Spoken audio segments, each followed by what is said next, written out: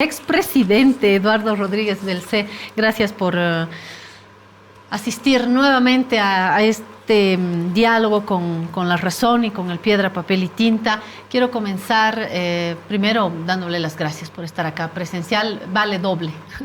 No, gracias Claudia por tenerme una vez más con La Razón y su conjunto de medios. Para mí es un gusto estar como vecino de ustedes.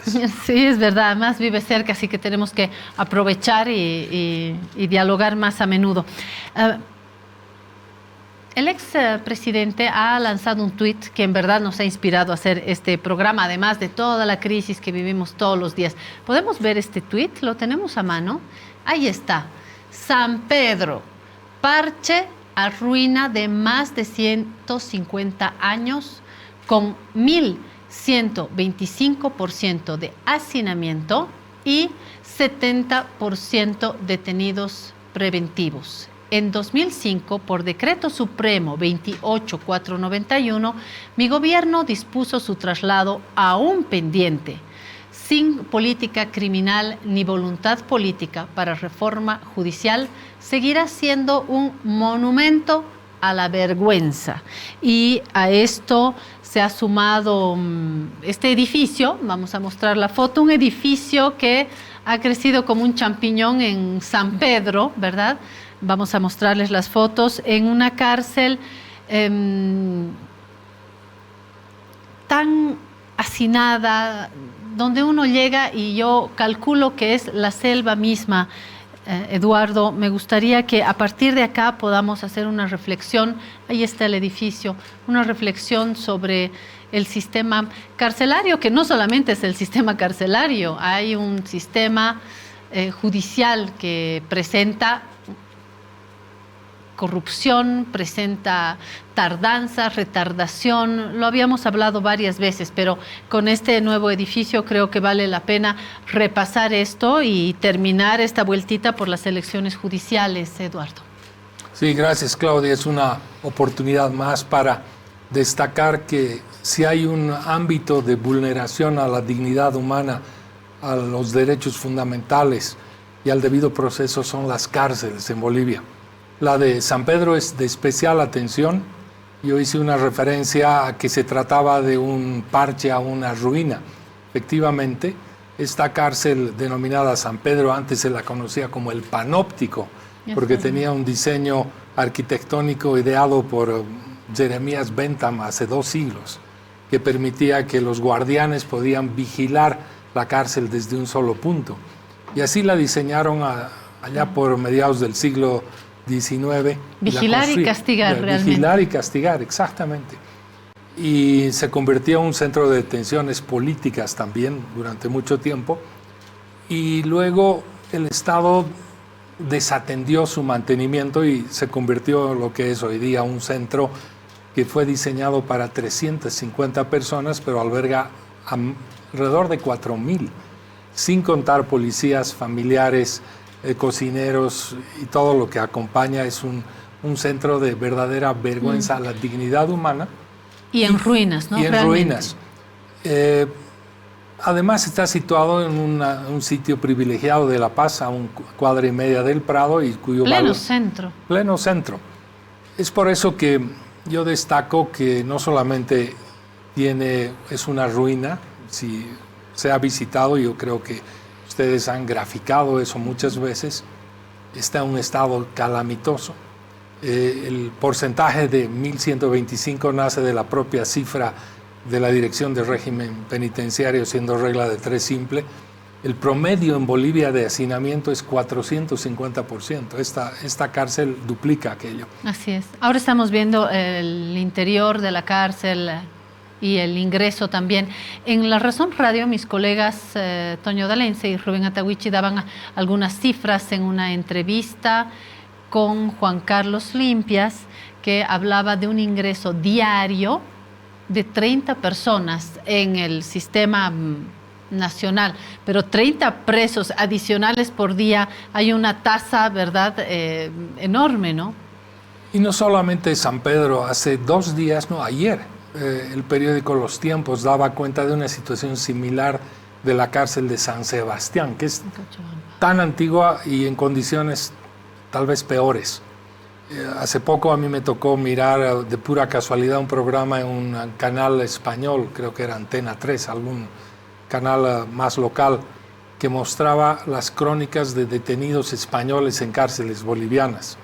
Era absolutamente deprimente e insultante, ¿no? Porque decían cómo es posible que en siglo XXI un país que se precia de ser democrático y que tiene una constitución que incorpora los derechos de los privados de libertad. Tan de avanzada en derechos, ¿no? Derechos de su dignidad, derechos a ser rehabilitados, a ser clasificados, etcétera. Nada de eso se cumple.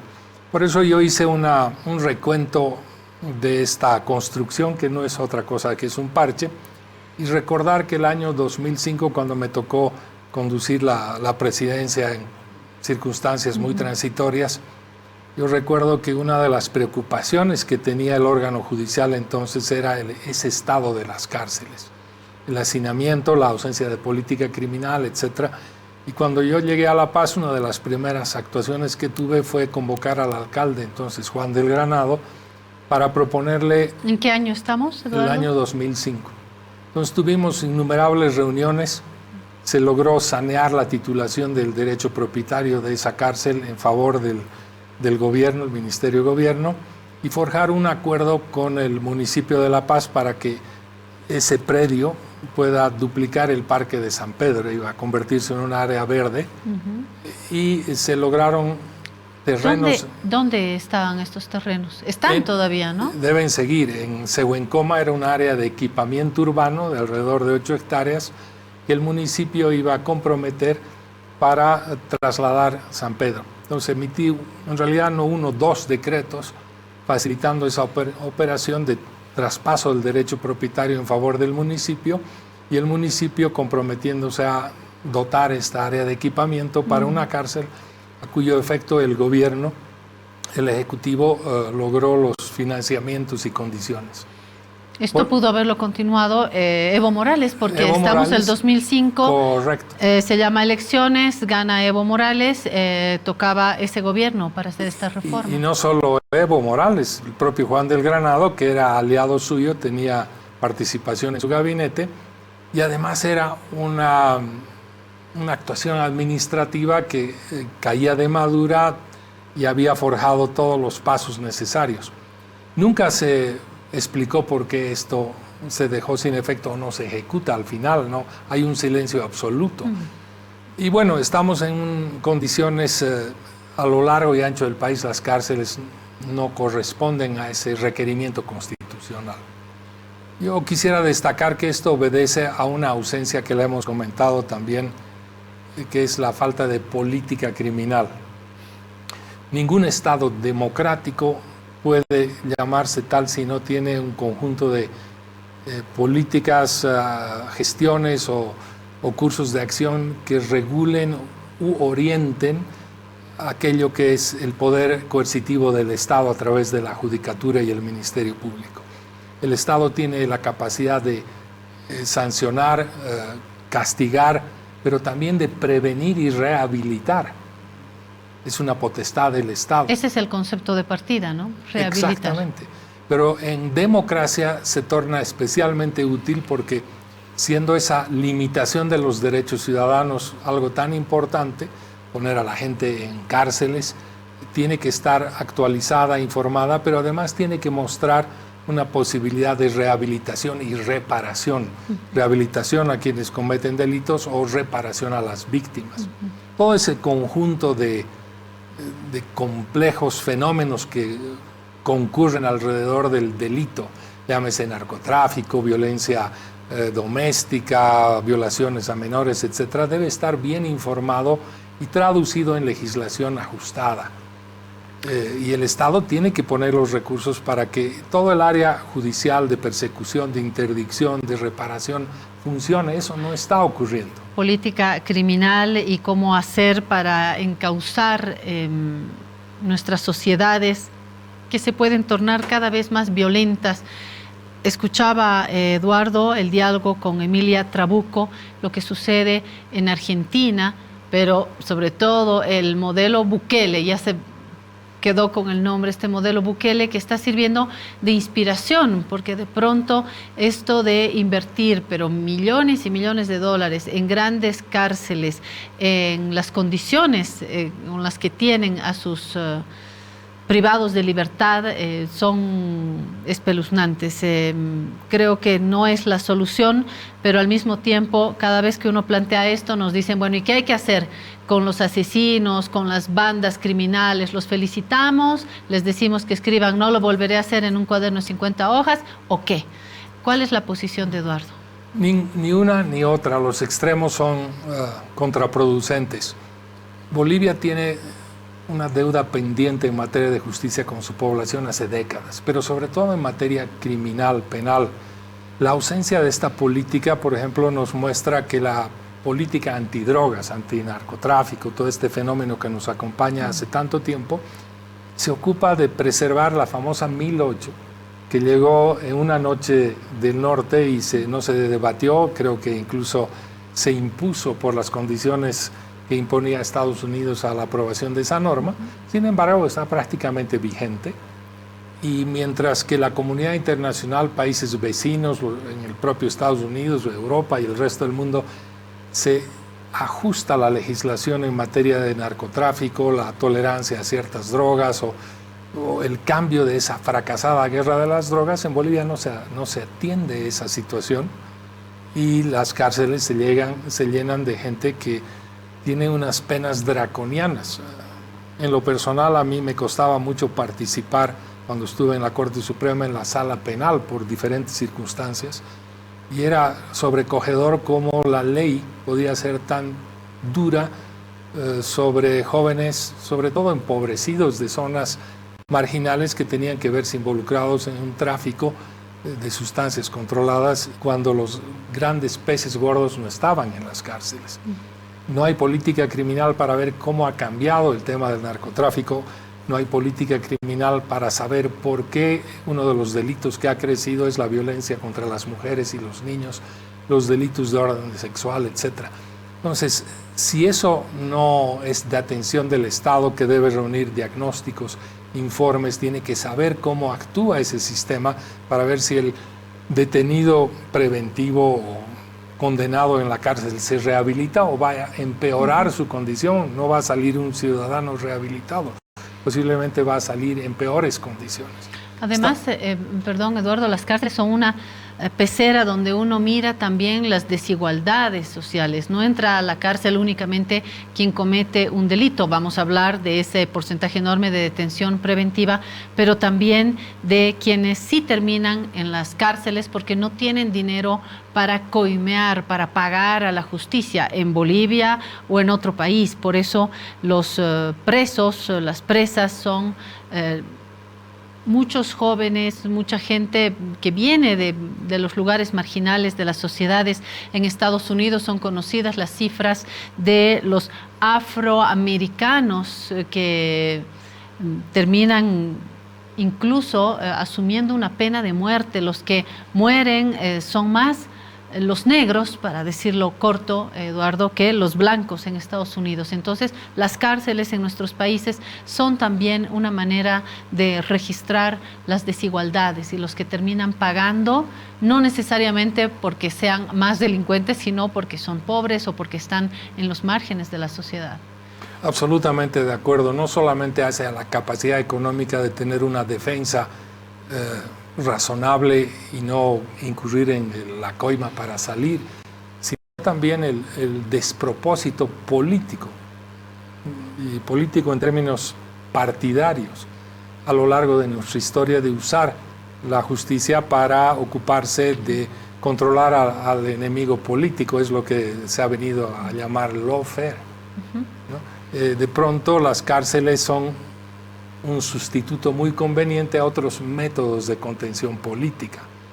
Entonces, si tú tienes un sistema en el cual es muy fácil encerrar a la gente en las cárceles de muy malas condiciones, ya es de hecho un castigo, y tenerlas indefinidamente cuando el Código de Procedimiento Penal, la Constitución, los instrumentos internacionales ponen límites a esas detenciones, y un tribunal constitucional que en lugar de afirmar esos derechos y garantías simplemente en carpeta o mira a un lado, estamos en una situación ciertamente de grave afectación a los derechos humanos.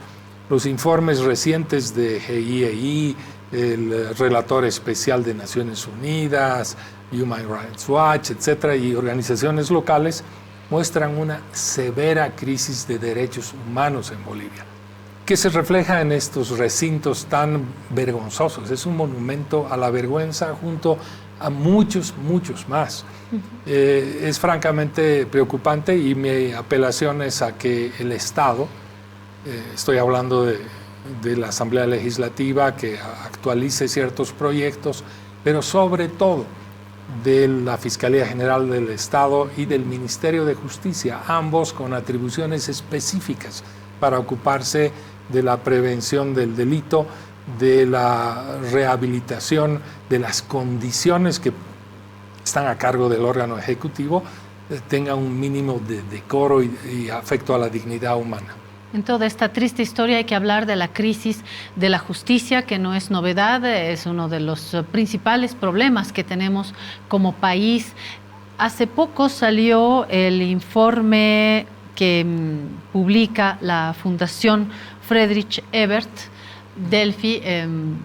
Tenemos un cuadro, no sé si lo podemos recuperar, no lo hemos preparado, pero si mi equipo puede preparar el cuadro que mostramos hace horas sobre la opinión de líderes sobre los magistrados autoprorrogados, para mostrarle a Eduardo un poco por dónde van las percepciones y el estado de la justicia también.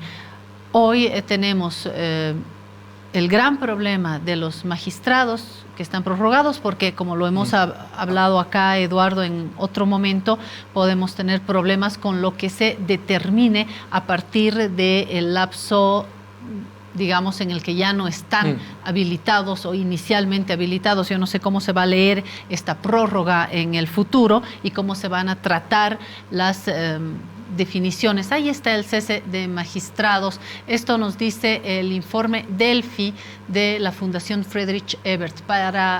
Ahí está. En su opinión, ¿la Asamblea Legislativa Plurinacional debe aprobar una ley para el cese inmediato de los magistrados actualmente prorrogados en su mandato?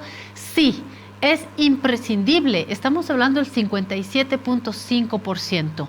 No, generaría un vacío de poder, 21.3%. No sabe, 13.4% y otro 7.9%. Esto da cuenta un poco de la percepción de la gente. A veces cometemos el error de pensar que la gente no se preocupa de esto, no está hablando de los magistrados, no está hablando de la política, pero pienso que sí, Eduardo, pienso que la gente sí está informada en el país, sí sabe, sí tiene una posición, y creo también por los resultados de este informe que hay preocupación por la situación política, económica, por cómo están yendo también nuestras estructuras judiciales, y es bueno también repasar y aprovechar la presencia suya, Eduardo, para hablar de las elecciones judiciales. Esta mañana escuché a mis colegas en La Razón Radio decir que de repente ya ni hay, es decir, ya estamos en la tierra del nunca jamás, ¿no?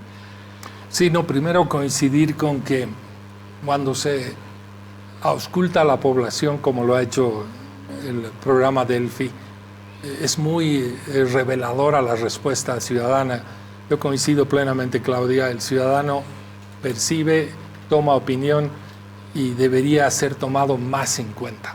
Yo creo que estos sondeos y estas expresiones ciudadanas son fundamentales, sobre todo cuando el ciudadano es el que define la voluntad constituyente y el que define el rumbo de la legislación. No son los partidos, no son los líderes, no es el ministro o el presidente, son los ciudadanos. Hay que empoderar más esa mirada. Ahora, el tema judicial es una crisis estructural de varios niveles. Lo hemos comentado aquí y creo que la sola elección de las altas autoridades no va a resolver el problema, pero es una parte del mismo, una parte fundamental que hace al derecho del ciudadano de conformar esos tribunales con su voto. Y obligación, porque lo está marcando así la normativa. Así es, obligatorio el voto y además el derecho de tener un sistema de justicia independiente y no extinguido o caducado como hoy día lo tenemos con estos ciudadanos que han decidido desafiar a la Constitución, a la legalidad y a los ciudadanos. Y lo que mencionabas últimamente, han surgido estos recursos de amparo que han sido atendidos por unas salas y que ordenan la suspensión del proceso. Se está replicando aquello que ocurrió el año pasado, que yo califiqué como una maquinación orquestada entre ciertos personajes de la política, se puede decir, el interés del propio Poder Ejecutivo en dilatar la elección y los magistrados que decidieron encontrar una fórmula de solución a su permanencia en los cargos. Está repitiéndose la misma fórmula. Un amparo presentado, uno o más amparos presentados en salas constitucionales, y esta mañana justamente yo me había pronunciado en mi cuenta X, hoy ex Twitter, sí, en sentido de que resultaba improcedente e inadmisible que esos amparos o los que vayan a presentarse puedan frenar un proceso y sobre todo el derecho ciudadano de elegir. ¿Por qué es inadmisible e improcedente? Porque el recurso de amparo según la Constitución y la ley del Tribunal Constitucional no es simplemente acudir ante un juez y decir me han vulnerado los derechos, paralice las actuaciones de la autoridad a la que demando. El amparo exige que hayas agotado ante la autoridad de quien estás confrontada los medios de impugnación previstos, y la autoridad que conoce el amparo tiene que garantizar que tiene esa competencia para atender ese reclamo. En la ley, en la Constitución y en la ley del Tribunal Constitucional se prevé un recurso, que es aquel señalado como recurso contra decisiones del órgano legislativo, que está previsto para justamente impugnar decisiones camarales o de comisiones o de este género. Ese era el camino a seguir, no sin antes haber agotado reclamos ante las propias comisiones que tienen a su cargo. No lo han hecho. Entonces, ese juez que asume competencia para de pronto oír un amparo y determinar medidas como la suspensión del proceso está actuando sin competencia. Agregar que esa decisión cautelar, en teoría, de suspender el proceso no se enmarca en el sentido de oportunidad ni de proporcionalidad. ¿A qué me refiero? Estamos en un proceso en el que la Asamblea Legislativa, a través de acuerdos multipartidarios, de cámaras, de acuerdos bicamerales, está conduciendo laboriosamente una tarea que le señala la Constitución para activar un derecho ciudadano, que es elegir. No puede ese proceso ser interrumpido por un juez. Es simplemente ajeno a ese sentido de oportunidad, porque puede demorar otro año más o lo que fuera, y menos de proporcionalidad. Hay ciertos niveles que deberían generar la autorrestricción de ese juez y no confrontar un órgano de poder con el derecho ciudadano. Y finalmente advierto por alguna información de que uno de los jueces que ordena esa suspensión fue recientemente posesionado por los miembros de un tribunal autoprorrogado. Entonces, ese juez debía examinar que sus decisiones podían entrar en un conflicto de intereses. Exacto. Con ese tribunal o esos tribunales que eventualmente revisarán esa decisión y que tienen este conflicto de haber expandido su mandato más allá de su competencia y cuyos actos sin mandato legal son nulos. Entonces, son 3 o 4 razones por las cuales, a mi juicio, la Asamblea debería simplemente declarar inadmisible esa orden y seguir avanzando como lo están haciendo, con un nivel de transparencia y publicidad posible en el marco de buena fe, ya demorados, pero yo creo que respondiendo a una inquietud también ciudadana.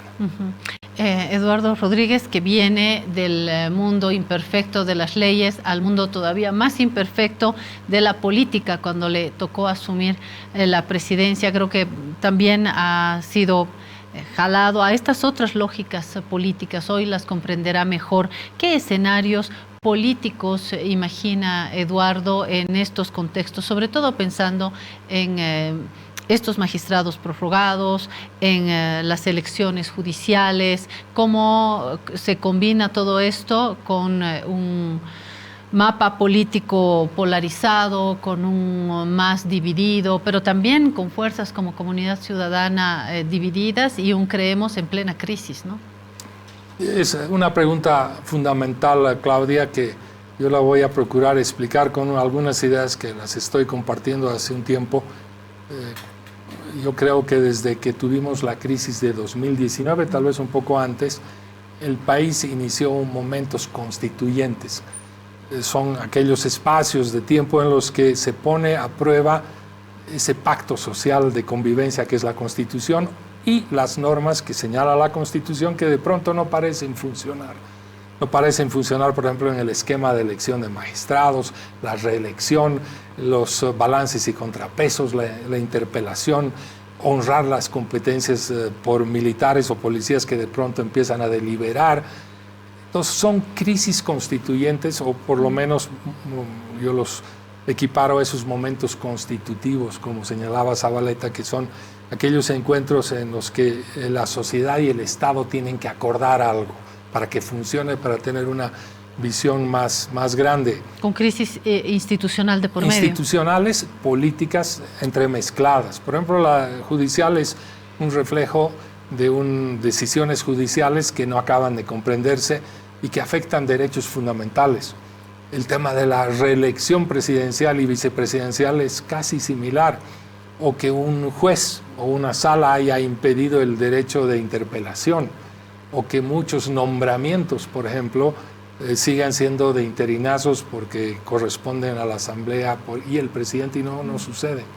Entonces, a mi juicio, esas crisis llegaron a una especie de cenit en el 2019 y tuvimos un gobierno que no fue ni legítimo ni pudo estar a la altura de ese desafío de relanzar un nuevo pacto social. Y creo que la política tiene ese gran desafío de examinar esos momentos o esos temas y empezarlos a reflexionar con miras no solo a generar una asamblea o un referéndum inmediatamente, sino a trabajar soluciones estructurales de largo aliento y también de un nuevo compromiso social que nos permita reencontrarnos a los bolivianos en torno a lo que hemos intentado hacer 14, 15 veces con reformas sucesivas a la Constitución, o una asamblea que parecía tan promisoria con una Constitución que ya tiene 15 años. Entonces, mi visión es, asumamos que hay momentos críticos y que la política, los políticos, deberían escuchar más a los ciudadanos y los ciudadanos tal vez dar las claves de lo que nos gustaría esperar, o esperamos que ese Estado nos corresponda en ese pacto y en los derechos que tenemos. Aprovecho este diálogo para preguntarle a Eduardo Rodríguez, porque lo han postulado de un lado y del otro. ¿Se animaría a dar algún paso en el futuro en la política? No, yo estoy fuera de esa opción. No, gracias, dice Eduardo. Muchas gracias. No. Yo creo que la política es demasiado seria, es un esfuerzo colectivo, no es solamente de figuras individuales. A mí me ha dado mucho gusto, ha sido un privilegio trabajar para el Estado, independientemente de la administración gubernamental o el presidente que estaba a cargo. Yo fui parte de casi 500,000 de bolivianos que trabajan para el Estado y no para un partido.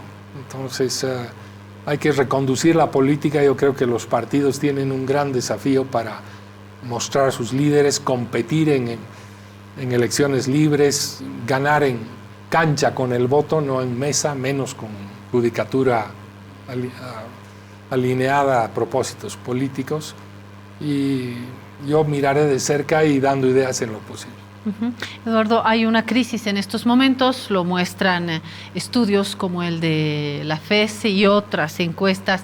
Hay un grado de incertidumbre y, de hecho, si me acepta el equipo recuperar la lámina que muestra el porcentaje de bolivianos y bolivianas que ven que el país es incierto, hay incertidumbre, si encontramos el cuadrito, si no, me quedo con un porcentaje alto sobre la mesa para ponérselo a Eduardo, de personas en el país que creen que hay, bueno, crisis política, que hay crisis económica, pero sobre todo, ahí está, gracias, esta sensación sobre el futuro. Considerando el contexto actual en el país, ¿cuál es su principal sentimiento sobre el futuro del país en los próximos meses? Mire ese porcentaje, Eduardo, 70.9% de incertidumbre, 13.4% de miedo, 6.3% de enojo. Yo quisiera estar en ese 7.9 de esperanza, pero no puedo negar que también me habita la incertidumbre. Hay una incertidumbre que es el fruto de crisis política, de incertidumbre económica, frente a, por supuesto, también factores externos, ¿no?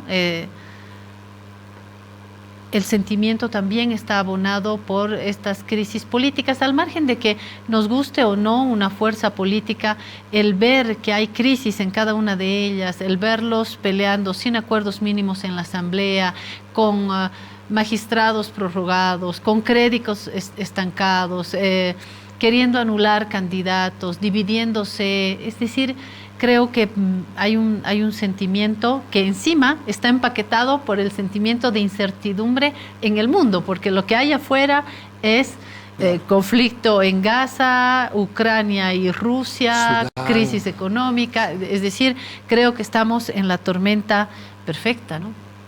No, yo doy la razón a ese 70 o más por ciento de ciudadanos que miran con preocupación y no... Yo creo que tienen toda la razón, insisto, se debe oír más a ese 70%. Las crisis que estamos viviendo como país no son de ayer. Tuvimos crisis con los incendios, con la pandemia, con la clausura del año escolar, con la economía, los empleos, y quienes conducen los órganos de poder público no se sientan a hablar entre ellos.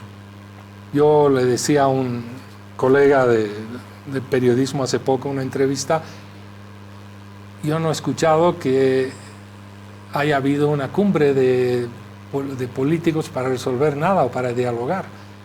Hay 4 temas fundamentales: salud, cuidado con las pandemias o nuevas crisis que desnudaron nuestras incapacidades sanitarias; la educación, que sufre esos rezagos terribles; la economía, ¿para qué voy a entrar en el tema? Y la justicia. Eran 4 temas que deberían congregar y debería ser la oportunidad del presidente Arce Catacora y del presidente David Choquehuanca para sentarse con los colegas políticos, o si no, oír más y mejor a los ciudadanos y empezar por 4 temas y trazar un proyecto de un país que quiere volver a tener esperanza. Y eso debería atenderse con diálogo, más diálogo y menos confrontación. No nos ayudan estas peleas internas ni en el más, ni en creemos, ni en comunidad ciudadana. Ni en el menos. Entonces, lo que hace los medios, lo que hacen ustedes ahora, también merece un mínimo de atención, porque tengo la impresión que a veces, por lo menos en el tema judicial, se va por el exacerbar el escándalo y por qué no lo han detenido o por qué hay esa injusticia. Con la misma efusividad, decir, señor presidente o señores políticos, ¿cuándo se van a sentar ustedes para darnos una esperanza? Yo quiero destacar que si miramos el periodo de recuperación de la democracia anterior a 2009, muchas de estas crisis o momentos difíciles se resolvieron por grandes acuerdos políticos, ¿no? Cambiemos la forma de que sea solo una Cámara la que elige, creemos un tribunal constitucional, un defensor del pueblo, gente que pueda garantizar elecciones, y lo que en las transiciones que se hicieron ordenadamente. Entonces yo quisiera que recuperemos que la política y las decisiones de la Asamblea Legislativa tengan verdadero impulso y mayor valor que el encaprichamiento de unos señores jueces que creen que van a seguir manejando el país. 1202, Eduardo Rodríguez Belcé, expresidente de Bolivia, gracias por estos minutos.